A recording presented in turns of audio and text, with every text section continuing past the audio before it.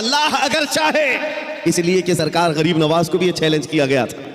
آپ کو ایک پجاری نے کہا تھا، وہ آگ جلائے بیٹھا تھا، غریب نواز نے کہا کہ ذرا اس میں ہاتھ ڈال دو، جس کی عبادت کرتے ہو یہ تو تمہارا خدا ہے۔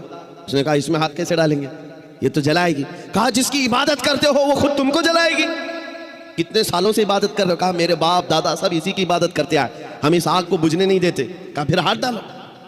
اس پجاری نے کہا کیسی بیوقوفی کی باتیں ہیں، آگ کا کام ہے جلانا، یہ منطق کے ساتھ ہمارے ساتھ کھیل نہ کرو، ہمیں گمراہ نہ کرو، کیا تم ڈال سکتے ہو؟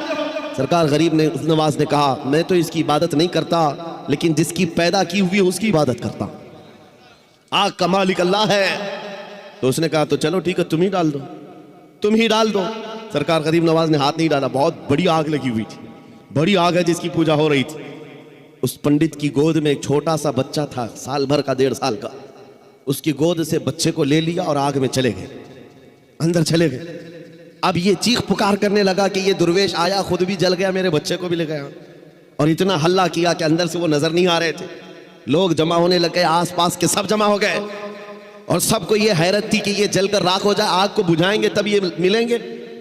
کافی دیر ہو گئی، مجمع جب اکٹھا ہوا، کئی پجاری آئے، سرکار غریب نواز اپنا دامن جھاڑتے ہوئے آگ سے باہر تشریف لا رہے ہیں، بچہ بھی گود میں موجود ہے، صحیح سلامت ہے۔ اس نے چھین کر کے اپنے بچے کو لیا، جگہ جگہ پکڑ کر دیکھا، پیشانی بھی ٹھنڈی ہے، کپڑے بھی ٹھنڈے ہیں، کوئی گرمی کا اثر نہیں ہے۔ میرے عزیز و غریب نواز تو اللہ کے ولی ہیں، انہیں آگ نہیں جلائی۔ بات تو سمجھ میں آتی، بچہ پجاری کا تھا، یہ کیوں نہیں جلا؟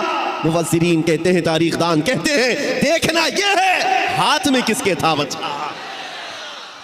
اسی لیے ہم کہتے ہیں خواجہ کا دامن، غوث کا دامن، ارے جہاں ہاتھ لگ جائے اس پر آگ نہیں لگتی۔ میں آپ سے یہ بات کر رہا ہوں، ہم سے بھی کہا گیا تھا یہ کیسی باتیں ہیں، بڑے بڑے دعوے ہیں۔ ہم نے یہی کہا ہمارا دعویٰ نہیں ہے، یہ رسول اللہ کی عزت کی بات ہے، یہ نبی پاک کی حرمت کی بات ہے۔